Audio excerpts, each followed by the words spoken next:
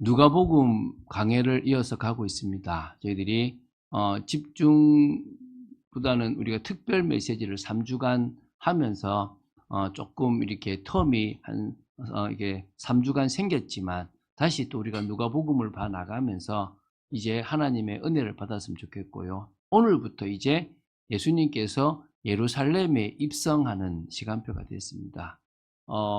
엄격히 말하면 이때가 언제냐 그러면은 이제 일요일입니다. 지금 주일입니다. 그러니까 안식일을 그 베다니 쪽에 있는 곳에서 이제 보냈어요. 이제 보내고 지금 이제 어디로 갔냐면 이제 이제 요 입성하실 때가 이 안식일 다음 날 이제 지금 주일이거든요. 주일에 지금 이제 올라가시는 건데요. 그 부분에 대해서 오늘 좀 보면서 이게 어떤 의미가 있는지를 좀 봤으면 좋겠습니다. 서론에요. 제가 늘 계속 얘기합니다. 왜 예수님을 믿는가? 이 부분에 대한 답이 나야 돼요. 이제 여러분 묻잖아요. 왜 예수 믿는데? 복 받으려고? 왜 예수 믿는데? 이렇게 묻잖아요. 그 제가 한 청년에게 그랬습니다. 마침 옆에 나무가 하나 저기 화분에 딱 꽂혀 있길래 물었습니다. 이 나무가 저 땅에 뿌리를 박는 이유가 뭐냐? 뭐 때문입니까? 살려고. 저 나무는 땅에 뿌리를 박아야만 살 수 있습니다. 우리는 하나님을 만나야 사는 겁니다. 하나님을 만나려고 하니까 예수님을 믿어야 되는 겁니다. 믿습니까? 물고기는 물 속에 있어야 삽니다. 그 답답한 물이 그들에게는 살 수 있는 가장 확실한 환경입니다. 물을 떠나는 것은 그들에게 죽음입니다. 그것처럼 우리는 하나님을 떠나면 죽습니다. 그런데 하나님을 떠나도 살아가는 것처럼 보여요. 하나님을 떠나도 하나님 대신에 돈만 있으면 될 것 같고 좋은 환경만 있으면 될 것 같습니다. 근데 나중에는 그게 우리를 더 망친다는 것을 인생을 살아가면 살아갈수록 알게 됩니다. 우리 자녀들도 그런 것 같아요. 처음에는 참 멋있는 어떤 그런 뭐 선생님이나 여러 사람들을 보면서 참 부럽다. 저 사람한테 배워야지 하고 가보면 그들이 뭐죠? 그 멋있다라고 생각되는 그 모습 이면에 숨겨져 있는 좀 힘든 거, 또 막 고통스러운 거, 또 별 볼 일 없는 것들을 보고 실망하게 되더라고요. 그렇잖아요. 인생이 그렇지 않습니까? 오늘 우리는 왜 예수를 믿는가에 대한 답을 오늘 놔야 됩니다. 첫 번째 뭐라고요? 하나님을 만나기 위한 겁니다. 이게 우리가 사는 겁니다. 자, 이 나무한테는 물이 절대적으로 필요합니다. 근데 이 나무가 뽑힌 상태에서 물을 계속 주면 어떻게 됩니까? 그거는 이 나무를 썩게 만들든지 또 다른 문제가 생깁니다. 이 나무에게는 양분이 필요합니다. 근데 나무를 뽑아가지고 바닥에 놔두고 거기다가 양분을 계속 주면 어떻게 되겠습니까? 못 사는 겁니다. 물도 양분도 햇볕도 이 나무가 땅에 뿌리를 박고 있을 때 유익한 겁니다. 동일합니다. 우리는 돈이 필요하고 건강도 필요하고 가정도 필요하고 성공도 필요합니다. 하나님 떠난 돈, 하나님 떠난 성공, 하나님 떠난 가정은 또 다른 문제를 일으킵니다. 그래서 우리의 시작은 하나님을 만나는 겁니다. 그게 나무가 땅에 뿌리를 두는 것하고 똑같은 겁니다. 왜? 우리는 영적인 존재이기 때문입니다. 저와 여러분은 영적인 존재이기 때문에 살기 위해서는 반드시 하나님을 믿어야 되고 하나님을 만나려면 예수님을 믿어야만 하나님을 만날 수 있는 겁니다. 왜? 예수님이 죄 문제를 해결하셨거든요. 예수님이 하나님과 우리 사이를 단절시킨 죄 문제를 해결하셨고 예수님이 우리를 계속 저주와 재앙으로 몰아가는 사단의 권세를 멸하셨고 예수님이 영원한 죽음에서 우리를 건져내셨단 말입니다. 그렇기 때문에 우리는 누구를 믿는다? 예수님을 믿는 겁니다. 자, 그런데 두 번째, 그럼 어떤 게 예수님을 올바르게 믿는 거냐? 그렇죠? 여러분, 귀신도 믿는데요. 귀신도 누구를 믿어요? 예수가 그리스도인 걸 믿는데요. 그래서 도망가고 그래서 꺾여지는 겁니다. 근데 그 믿음과 우리의 믿음은 다른 믿음이죠. 이해가 되십니까? 귀신도 하나님을 믿어요. 하나님이 하나님이란 걸 믿어요. 그러나 자기와의 관계에서 믿음이 아닌 거예요. 오늘 우리는 예수님을 올바르게 믿는 사람이 되면 됩니다. 첫 번째가 우리는 예수님을 뭐로 믿습니까? 그리스도로 믿습니다. 하나님께서 약속하신 구원자로 믿습니다. 하나님께서 인간의 근본 문제를 해결하러 이 땅에 보내신 유일한 방법이라고 믿습니다. 그래서 우리는 예수 외에 다른 길이 없다는 겁니다. 산을 올라가는 길은 많습니다. 부산에서 서울로 올라오는 길도 많고 방법도 많습니다. 그런데 우리가 하나님께로 갈 수 있는 방법은 하나밖에 없습니다. 이유가 뭡니까? 하나님이 딱 한 길만 만들어 놨습니다. 그 한 길로만 우리는 하나님께로 가서 살 수 있는 겁니다. 그런데 이분이 일반적으로 장로님의 문제를 해결한 분이구나, 목사님의 문제를 해결한 분이구나가 아니라 나의 문제를 해결한 분이구나, 이게 되어야 됩니다. 믿습니까? 나와 관계를 맺는, 예수님이 제자들의 발을 씻기신 것처럼 나와 너와의 관계다. 우리와 주님과의 관계는 주님이 나를 위하여 십자가에 죽으신 분이고 나를 위하여 구원의 길을 가신 분이십니다. 믿습니까? 그 속에 내가 있다는 거예요. 예수님이 말씀하셨거든요. 나는 목자고 내 양이 있다. 내 양은 내 음성을 듣고 나도 양의 음성을 안다 그랬습니다. 할렐루야. 무슨 얘기입니까? 하나님이 택하신 하나님의 사람은 예수 그리스도를 진정으로 알고 믿게 되어 있습니다. 할렐루야. 그리고 그분을 자신의 구주로 나를 위하여 십자가에 죽어서 당신의 피로 나를 사셨다. 그래서 이제는 내 인생은 죽었고 주님의 인생이다. 제가 우리 대학생한테 그랬습니다. 이 죽었고 살아났다는 걸 설명하려고 제가 뭐라고 설명했냐 그러면, 야, 너가 한국과 북한의 이중 간첩이야. 예? 이러더라고. 야, 간첩인데 네가 대한민국에는 되게 유익한 일을 하고 저 북한에는 아주 심각한 피해를 입혔어. 그러고 나서 이제 네가 어느 정도 딱 잠적을 했는데 이제 남북이 화해를 하려고 하니까 가장 걸림돌이 너야. 그럼 어떻게 해야 돼? 그쪽에서 조건이 쟤를 죽여야 돼. 쟤를 안 죽이면, 쟤를 우리한테 넘겨주든가 죽이지 않으면 우리는 당신들하고 화합할 수 없다. 그럼 어떻게 해야 되겠냐? 그러면 네가 큰 공헌을 했는데 죽일 수가 없잖아. 그러면 다른 시체 하나를 가지고 와서 얘를 죽인 것처럼 위장하고 너를 다른 인생을 살게 한다. 그러면 너는 북한이 볼 때는 죽은 거고 우리가 볼 때는 살아있는 거다. 이제 이렇게 제가 예를 들었거든요. 제가 왜 이 예를 드냐 그러면 우리의 옛모습은 사단한테 늘 종노릇해야 돼요. 그럼 그 모습이 뭐 해야 됩니까? 죽어야 돼요. 근데 그 죽음을 내가 죽으면 끝나잖아요. 예수님이 대신 죽은 겁니다. 나는 예수님이 나 때문에 대신 죽었습니다. 나는 당신이 나의 구주입니다라고 고백하는 순간에 저 십자가에 내가 달린 거예요. 그럼 내가 죽은 거라는 거예요. 그래서 나는 죄가 볼 때, 사단이 볼 때 나는 죽은 사람이에요. 죄값을 치르고 이미 끝난 사람이에요. 근데 하나님이 보실 때는 나는 뭐란 말입니까? 살아있는 사람이라는 거예요. 그게 우리 인생이 아니고 주님의 인생이라는 겁니다. 저는 지난 주간에도 어떤 사람을 만났냐면 참 열심히 살아가는 사람을 만났어요. 참 순수하고 믿음도 좋아 보이는데 근데 아쉬운 게 뭐냐면 여전히 옛날의 모습, 자기가 채우지 못한 것을 채우고 있는 모습들이 보였습니다. 그 얘기를 잠시 하면서 한 1년 우리가 말씀을 나누면서 제대로 된 말씀으로 확립하자라고 얘기했습니다. 여러분들이 하나님의 말씀을 통해서 과거에 받지 못했던 사랑들을 내려놓고 이제 하나님의 사랑으로 그걸 채울 수 있을 만큼 온전한 여러분이 되어지기를 예수님으로 축원드립니다. 그래서 오늘 여기까지 가야 돼요. 하나님께서 택하신 사람이라면 올바르게 믿게 되어 있다. 이게 세 번째예요. 할렐루야. 뭐라고요? 하나님께서 택하신 사람이라면 중간에 갈등도 하고 고민도 하고 자기 것도 하고 막 할 겁니다. 또 낙심도 하고 떠나기도 할 겁니다. 그런데 궁극적으로는 어떻게 된단 말입니까? 예수님은 나의 구주입니다.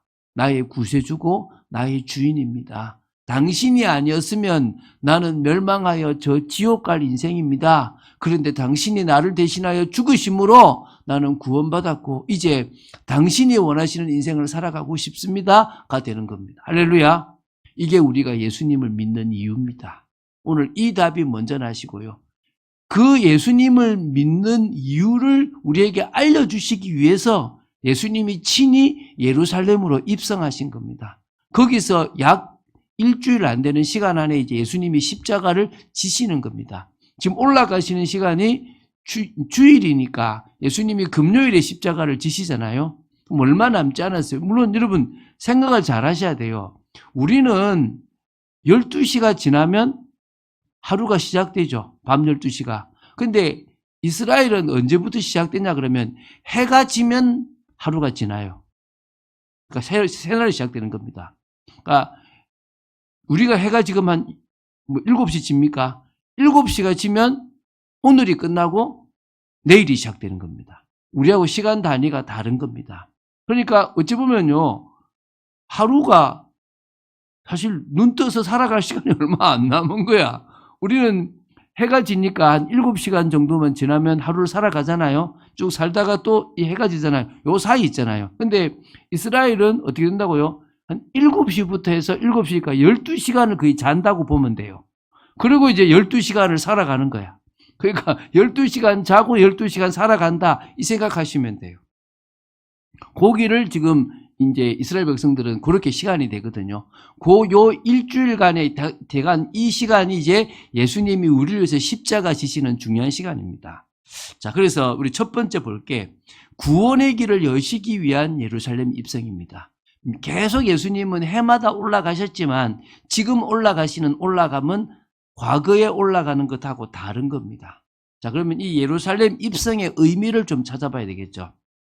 예루살렘 입성의 의미가 첫 번째입니다. 이게 우리가 한 4가지로 볼 수 있습니다. 예수님께서 예루살렘을 입성하시는 의미가 뭐냐? 첫 번째, 내가 바로 그렇게 구약부터 예언되었던 그리스도다, 메시아다라고 하는 것을 선포하시기 위한 입성입니다.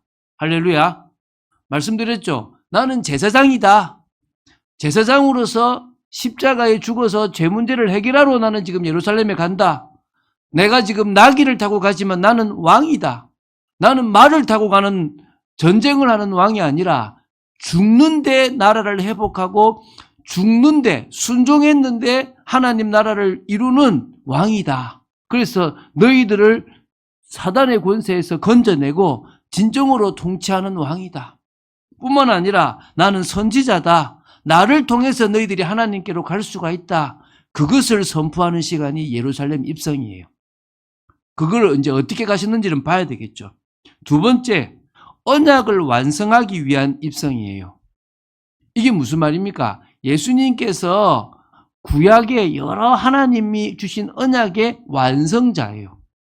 방주도, 유월절도, 가나안 땅도, 또 심지어 왕, 제사장, 선지자 이런 것도 다 언약 속에 들어있는 거예요. 다윗 언약도. 그 모든 언약의 진정한 완성자가 예수 그리스도라는 겁니다. 창세기 3장 15절, 출애굽기 3장 18절, 이사야 7장 14절 뿐만 아니라 구약에 여러 개 숨겨놓았던 모든 언약의 완성자. 그래서 베드로가 뭐라 그럽니까? 주는 그리스도시요 살아계신 하나님의 아들이십니다. 당신이 그렇게 약속을 해주셨던 그 하나님의 약속의 실체십니다. 그 고백을 한 거예요. 세 번째, 왜 예루살렘으로 입성했냐? 하나님의 사랑을 보여주시기 위해서 입성하셨습니다. 여러분 요한복음 3장 16절 잘 아시죠? 하나님이 세상을 이처럼 사랑하사 독생자를 주셨으니 이는 그를 믿는 자마다 멸망하지 않고 영생을 얻게 하려 하심이니라. 내가 바로 그 독생자다. 내가 바로 이삭 대신에 죽으러 온 수양이다. 내가 바로 너희를 구원하기 위해서 창세전부터 예정된 그 존재다. 그래서 너희들이 멸망하지 않고 영생을 얻게 하려고 하나님의 사랑을 이루려고 내가 왔다. 이 얘기를 하시는 겁니다. 네 번째는요. 그 당시 모든 사람이 알기를 원하세요. 어떨 때는요. 유월절을 지키시러 몰래 예루살렘으로 오셨어요. 근데 지금은 뭐요? 이제 대놓고 약 한 3km 되는 거리를 예수님이 대놓고 지금 이제 그것도 스가랴에 있는 예언처럼 나귀를 타고 오세요. 어떤 나귀 새끼를 타고 그 모습들을 지금 보여주시고 내가 그 언약의 성취자다라고 하는 것을 보여주시거든요. 그래서 이 예수님에 대한 이 예루살렘 입성이 마태, 마가, 누가, 요한복음에 다 나와요. 여기는 안식 후 첫날에 간다는 표현이 없지만은 마가복음에 이렇게 그런 게 좀 상세하게 다 나와요. 그런 것들이 사복음서를 다 보면 그런 부분들이 좀 나오고 있거든요. 그 얘기는 이제 또 이제 다음 주에 이제 성전을 청소하는 사건을 보면서 조금 또 깊이 있게 이야기를 나누도록 하겠습니다. 자, 그러면 예루살렘 입성의 과정을 한번 우리 누가복음 19장 29절부터 40절에서 한번 보겠습니다. 여기 보면 29절에 보면 감람원이라 불리는 산 쪽에 있는 벳바게와 베다니에 가까이 가셨을 때에 이 감람원이라고 하는 것은 감람나무가 감람산이라고 그러는데 사실은 올리브산이에요. 감람나무와 올리브나무는 좀 차이가 있어요. 이게 중국에서 번역되면서 올리브를 감람나무로 잘못 번역해서 우리는 감람나무가 된 거예요. 그런데 지금은 이제 올리브라고 번역하는 성경도 있습니다. 그래서 여러분 올리브유 있잖아요. 그 올리브유가 가장 많이 나는 곳이 이 감람산 여기 올리브산입니다. 여러분 겟세마네가 있죠. 그게 그 겟세마네 동산이 올리브를 쥐어 짜는, 그래서 예수님이 쥐어 짜실 만큼 기도하셨다라고 하는 것이 그곳이거든요. 나귀를 타고 오는데 이 나귀가 예비돼 있어요. 그럼 생각해 보세요. 아무 때나 그냥 가가지고 야 가지고 와 이게 아니에요. 주가 쓰시겠다 하면 되는 게 아니라 어떤 사람이 마음에 내가 하나님 앞에 쓰임 받았으면 좋겠는데 내게 있는 저 낙이라도 하나님 앞에 드렸으면 좋겠다라고 하는 마음을 가졌다는 거예요. 예를 들면 제가 저 앞에 우리가 선능역에서 예배를 드릴 때 예배 장소가 없었어요. 예배 장소가 없었는데 그때 제가 말씀을 나누는 집사님 부부가 식당을 저 신사역에서 가로수길에서 그만두고 다시 식당을 정하려고 준비하고 있는데 이분들 마음에 우리 식당이 목사님이 하고 있는 교회에 예배당이 되었으면 좋겠다라는 생각을 한 거예요. 근데 저도 그 마음이 들었던 거예요. 그래서 제가 그 얘기를 하니까 둘이 막 눈을 쳐다보면서 너무 좋아하는 거예요. 그게 뭐란 말입니까? 주께서 예비하셨다는 거죠. 그러니까 가서 아무한테나 가지고 전혀 마음 없는데 주가 쓰시겠다, 내놔라, 이런 개념이 아니라 마침 그 사람은 이 참 나귀가 하나 생겼는데 이 나귀를 내가 하나님께 드리고 싶어라고 하는 마음이 있는 거예요. 그래가지고 이제 그 마음을 가지고 있는데 누굴 만난 겁니까? 누가 찾아와서 가지고 가면 그거 왜 갖고 가는데? 주가 쓰시겠다는데요? 가지고 가라고. 그래서 이제 그 나귀 새끼를 가지고 왔어요. 거기다가 제자들이 나귀 새끼 위에다가 겉옷을 펴고, 겉옷을 편다는 것은요, 전부를 내려놓는다는 거예요. 앞에도 이제 양탄자처럼 겉옷을 쫙 펼치는데 3km 되는 거리를 사람들이 겉옷을 펼쳐서 뭘 만든 겁니까? 왕이 가는 길을 만든 거예요. 거기에 예수님은 말을 타고 막 힘있는 개선장군으로 간 게 아니라 아주 겸손의 왕으로서 간 거죠. 이게 스가랴서에 나오거든요. 그 이야기는 좀 이따가 하고요.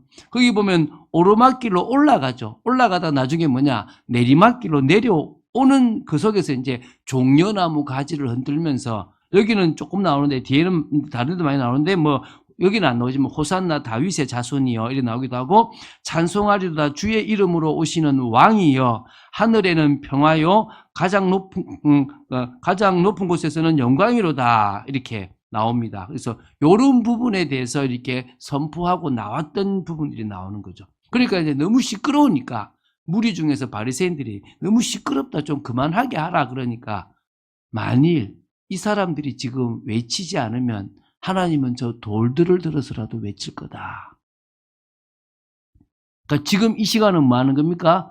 예루살렘으로 입성하는 이 자리만큼은 복된 자리이기 때문에 선포하고 찬양하는 게 당연한 거다라고 하는 겁니다.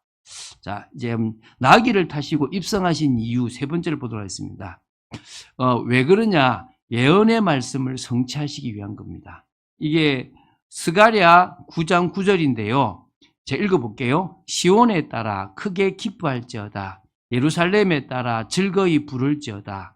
보라, 내 왕이 내게 임하시나니 그는 공의로우시며 구원을 베푸시며 겸손하여서 나귀를 타시나니 나귀의 작은 것 곧 나귀 새끼니라. 이렇게 나와요.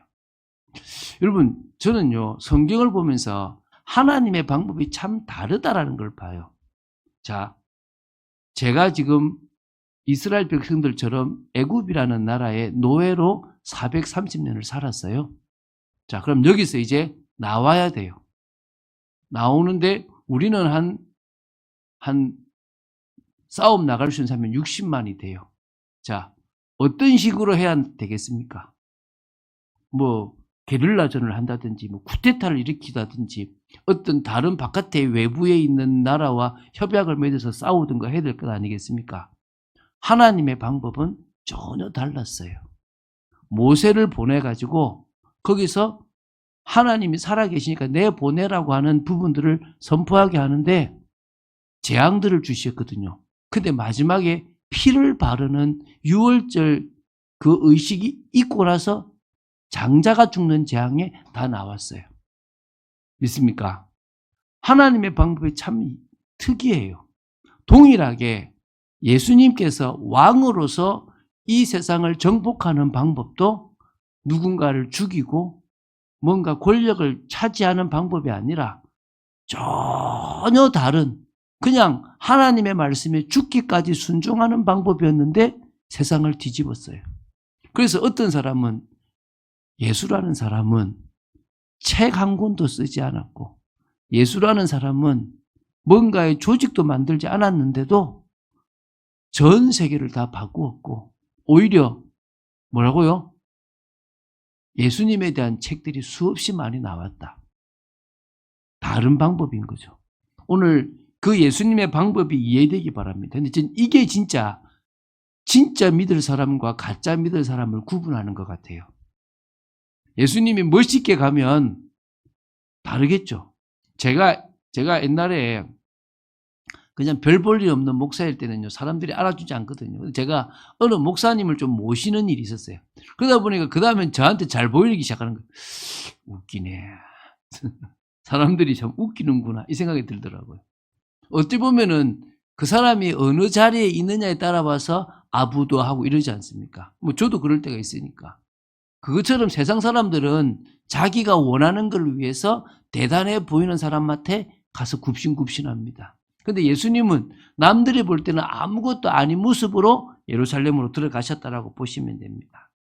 자, 그런데요, 가시다가 41절부터 44절에 예수님이 예루살렘 성을 보고 우신 부분이 있어요. 요것도 좀 지도에서 보려고 그랬는데, 이제 감람산에서 이제 내려오시는데, 겟세마니 그 사이 중간쯤에 다음에 기회 되시면 가보실 건데, 예수님 눈물교회가 있어요. 딱 예루살렘이 쫙 한 눈높이에 딱 맞춰서 보여요. 왜냐하면 감람산이 예루살렘보다 높아요. 높아서 위에서 쫙 다 보이거든요. 근데 중간쯤 되면 예루살렘 성전이 쫙 보이는 거예요. 그쯤 오셔가지고 예수님이 우셨어요. 한번 제가 읽어볼게요. 40절부터 나옵니다. 저기 41절부터 나옵니다. 가까이 오사 성을 보시고 우시며 이르시되 너도 오늘 평화에 관한 일을 알았더라면 좋을 뻔하였거니와 지금 내 눈에 숨겨졌도다. 날이 이럴지라 내 원수들이 토둔을 쌓고 너를 둘러 사면으로 가두고 또 너와 및 그 가운데 있는 내 자식들을 땅에 메어 치며 돌 하나도 돌 위에 남기지 아니하리니 이는 내가 보살핌 받는 날을 알지 못함을 인함이니라 하시니라. 이게 어떤 예언이냐 그러면 AD 70년에 디도 장군이라는 장군이 로마 장군, 나중에는 황제가 됐는데 그 장군이 예루살렘을 정복한다는 얘기예요. 그래서 돌 위에 돌 하나가 남지 않고 망하는 건데 이게 이제 AD 30년이잖아요. 약 40년 좀 뒤에 일어날 일들을 예수님께서 지금 예언하신 거예요. 그걸 보고 우는 거죠. 그러면서 지금 41절에 말하잖아요. 너도 오늘 평화에 관한 일, 내가 이 땅에 평화를 주러 온 이 일에 관하여 알았더라면 너무 좋았을 것 같다. 그런데 안타깝게도 너희 눈이 지금 숨겼다. 가려졌다. 그래서 지금 내가 이 땅에 오는 이유를 너희들이 모르고 있다. 오히려 저 연약하고 약한 세리나 장녀도 아는데 막상 하나님을 잘 믿는다고 하는 종교 지도자를 너희들이 지금 내가 이곳에 왜 오는지를 모르고 있다. 뭐 때문에 오신다고요? 평화를 위해서 오신다는 거예요. 여러분, 여러분의 눈이 열리고 귀가 열려서 예수님이 이 땅에 왜 오셨는지를 아셨으면 좋겠어요. 사실은 죄송합니다. 목사들이 잘못하고 교회가 잘못해서 이 땅에 있는 많은 하나님을 알고 싶었던 사람들이 하나님을 못 만나게 만드는 일을 했어요. 그건 정말 잘못된 일입니다. 지금도요, 여러분 그 최상병 일 때문에 로비를 몇 명의 목사님들이 하게 되고 그것 때문에 지금 막 수색도 들어가서 막 많잖아요. 어떤 의미에서는요, 하지 말아야 될 걸 한 거예요. 오히려 더 그 사단장 부부가 신앙이 좋으면 하나님 앞에 서라. 하나님이 너희들을 치면 칠 거고 당하면 당해라. 이 모든 것들을 바로 서야지. 그래야 이 나라가 선다. 이렇게 얘기해서 되는 건데 전화 한 통화를 했다고 한다면 말이 안 되는 거죠. 저는 보수지만 너무 안타까워요. 왜 이런 모습으로 왜 이 복음의 가치가 떨어져야 되는지, 이 평화의 이 복음이 모든 사람에게 증거될 수 있도록 교회가 더 깨어나서 올바른 일을 해야 되는데 그러지 못하고 있는 모습이 너무 안타까워요. 이해되십니까? 오늘 우리는요, 바로 증거해야 됩니다. 우리 주위에 있는 사람들에게 나도 잘못하고 목사도 잘못하고 교회도 잘못하는 부분이 있지만 성경에 있는 말씀은 맞는 얘기다. 그 얘기가 선포되어야 될 줄로 믿습니다. 자, 그래서요, 첫 번째 이제 우리 지금 넘겨주세요. 예루살렘 성을 보시고 우신 예수님에 대한 얘기인데요. 첫 번째, 하나님의 뜻을 모르는 이스라엘 때문에 예수님께서 우셨습니다. 너도 오늘 평화에 관한 일을 알았더라면 좋았겠다. 내가 이 땅에 예루살렘 성에 들어오는 진짜 이유를 너희들이 알았으면 좋겠다. 모르니까 너희들이 나를 못 박는 거다. 이 얘기입니다. 그리고 이 예루살렘의 멸망을 아셨습니다. 43절, 44절은 이스라엘이 타락해서 결국은 우상을 숭배함으로 하나님이 그 이스라엘을 심판하셨어요. 그 심판이 바로 로마로부터 멸망당하는 겁니다. AD 70년에 돌 위에 돌 하나 남지 않습니다. 자, 우리 이제 올바른 신앙생활로 하나님의 뜻과 통하는 성도로 서야 될 줄로 믿습니다. 이게 이제 우리가 세 번째로 하나님 앞에 응답받을 일인 줄로 믿습니다. 왜 이게 안 넘어가십니까? 예. 자, 첫 번째, 예수님을 믿음으로 하나님과의 사실적인 교제가 되어지기 바랍니다. 이 첫 번째입니다. 뭐라고요? 예수님을 믿음으로 하나님과의 사실적인 교제가 되어지기 바랍니다. 아까 제가 말했죠. 살기 위해서 믿는다. 하나님을 만나기 위해서 믿는다. 하나님을 만나야만 가장 안정되고 가장 성장하고 가장 회복될 수 있다. 믿습니까? 행복할 수 있습니다. 믿습니까? 그렇다면 우리는 이제 하나님 안에 있는 진정한 구원의 축복을 우리의 것으로 누리기 위해서 나아가야 될 것입니다. 육신적인 게 아니라 성령의 역사, 영적인 것을 여러분이 누리는 하나님과의 사실적인 교제가 되기 바랍니다. 이 교회 공동체 속에서 먼저 하나님과의 가장 정상적이고 힘 있는 교제가 이루어지게 되기 바랍니다. 그래서 같이 흐름을 타라는 거예요. 같이 기도하고 같이 인도받자는 거죠. 제가 요새는 집에서 잘 깨잖아요. 이렇게 막 덥기도 하고 또 조금 에어컨 키면 또 춥기도 하고. 그래서 아침에 저는 눈을 딱 뜨면 뭐부터 하냐 그러면 딱 이렇게 탁 앉아서 기도를 해요. 기도를 하면 오늘도 주님이 내 인생의 주인입니다 하고 기도하거든요. 근데 얼마나 피곤한지 좀 기도하고 있는데 이러고 있더라고, 이렇게. 왜죠? 피곤하면 그래도 돼요. 제가 새벽 기도를 왜 하느냐? 새벽 기도 때 혼자 새벽 기도하면 기도하다가 좁니다. 근데 같이 새벽 기도하면 그래도 안 좁니다. 우리가 같이 신앙 공동체 속에서 같이 기도하고 같이 말씀을 나누면 좀 더 은혜가 되는 말씀을 나눌 수가 있습니다. 아마 구역장님들은 알 거예요. 구역장으로서 서니까 조금씩 그 속에서 말씀이 이렇게 내끼 되는 것들을 보게 될 겁니다. 그런 축복들을 우리들 좀 있습니다. 두 번째는요, 성도가 가야 할 분명한 방향을 따라서 인도받아야 됩니다. 제가 우리 그 청년들이 그랬습니다. 신앙생활의 방향은 어디겠냐? 그러니까 그래도 믿음이 있더라고요. 전도 아닙니까? 그러더라고. 아니다. 신앙생활의 방향은 주님이 이 땅에 오시는 재림, 그 재림의 순간에 내가 주님과 함께 부활의 몸을 입고 왕노릇 할 게 우리 신앙의 방향이다. 믿습니까? 그게 우리가 가야 될 방향이에요. 그 일을 가려고 하니까 전도도 해야 되고, 그 일을 가려고 하니까 하나님의 일도 할 거지만, 진짜 우리의 궁극적 방향은 주님이 재림주로 오실 그 순간에 우리는 주님과 함께 부활의 몸을 입게 되는 거다.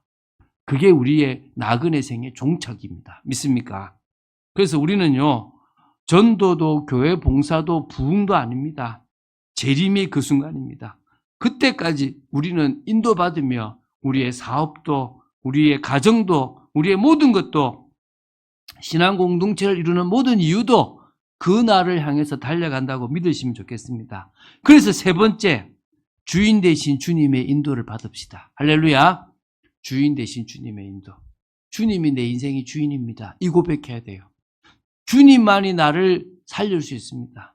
근데 저는요, 우리 젊은 친구들이 살기 쉽지 않잖아요. 내 인생이고 내 거고 내가 뭔가를 해볼 수 있다고 생각을 하잖아요. 근데 제가 감사하게도 그 20대 때 주인을 바꾸니까 인생이 바뀌더라고요. 기대해 주세요. 우리 젊은 아이들이 저 시간표에 저 젊을 때에 20대 때에 가능하면 나는 주님이 내 인생의 주인이 되었으면 좋겠습니다라고 하는 것을 머리가 아니라 가슴으로 이해할 수 있는 우리의 후대들이 되었으면 좋겠습니다. 그렇다면 뭘 보느냐? 영적인 걸 봐요. 나이 들어서 보는 것보다 훨씬 빨리 볼 수 있습니다. 꼭 볼 수 있게 되길 바랍니다. 자, 결론 맺겠습니다. 십자가 지실 때까지의 사건들을 이제 나눌 겁니다. 누가복음에서 이 얘기가 나오는데, 사실 오늘이 이제 사실 종려주일과 같이 예수님이 이제 가셨던 바로, 그래서 우리가 종려주일을 주일에 지키잖아요. 왜? 그날이 예수님이 입성하셨던 날이니까 그렇습니다. 이때부터 금요일에 십자가 지시기 전까지의 일들이 쭉 이제 우리가 보게 될 거예요. 그걸 보면서 우리를 위해서 걸어가신 길이구나, 이거를 깨닫게 되기를 주 예수 그리스도의 축원드립니다. 주는 그리스도시요 살아계신 하나님의 아들이심을 고백합니다. 저희들이 하나님의 말씀을 따라 인도받는 축복이 있도록 지켜주시고 복음 속에 있도록 붙잡아 주시기를 간절히 소원합니다. 성령의 충만함 속에서 말씀을 따라 인도받게 하시고 복음의 능력을 덧입는 축복의 저희들 되도록 지켜 주시옵소서. 주 예수 그리스도 이름으로 기도드립니다. 아멘.